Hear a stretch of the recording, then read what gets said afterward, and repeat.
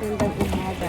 Okay, ako ay sasakay dito, pero you will guide me, right? Yes, ma'am. Ako magtuturo sa picture, ma'am. Okay, ikaw magtuturo sa akin ng picture at ikaw magpipicture sa akin. No? So, ang tawag natin dito ay Crystal Kayak. Crystal Kayak. So, ito po ay Crystal Kayak ngayong Boracay. At dito lang po sa Boracay, sa Bohol at sa Palawan meron ito. And you know what? I think this is unique of the Philippines. And of course, a lot of unique things about the Philippines. You know that, right? Okay. So, ako po ay papunta doon. Doon kami sa ibayong dagat, pero nang mababaw lamang. At with the view of the mountains.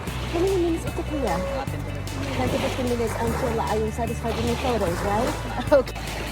So, kuya, marami pa kayong kliyente dito na as in araw-araw, depende? Depende lang po sa may matumal din, ano din. May matumal din. Ano yung matumal na araw? Yung lunes yata, sa Webes. Lunes at saka Webes. Okay, hindi na pala araw-araw. Tapos ang dami ninyo rito. Marami kayo nagaganyan. Diyan lang dito bandang pati, doon lang daw. Ah, okay. Ay, magkano nga ito? Magkano ang cost nito? 150 pesos. Okay, I think it's really worth it to do this.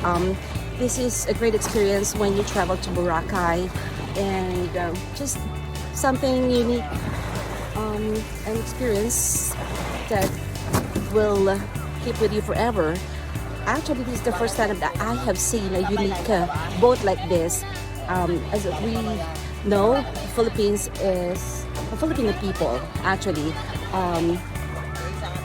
mahilig tayo mag-create ng mga kakaiba na mga unique stuff, and one of this is this kayak. I am proud for the Filipino people of creating this kind of thing. I haven't seen in any world on my world travels, so let's go. We'll check it out and have a lot of photos and experience a unique thing in Boracay. This is the Philippines and this is Boracay. We'd recommend you guys to do this activity, the kayak, a very unique way to experience Boracay. Only in the Philippines. Travel the world. Ano yung tip nyo sa mga mahilig maganito at subukan tong activity na to? At napakaganda ng mga pictures nyo nakikita ko sa internet. What do you do? Ano yung tip mo?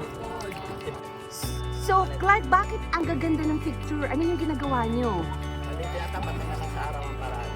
Para lumanag ba yung mga malinaw yung mga picture. Oh, so dapat nakatapat sa araw yung photos. Yung camera. Oh. Para mapaganda. Kaya pala, oo. So, hindi ito talaga napipake yung color. Oo, tinatapat nyo lang sa araw.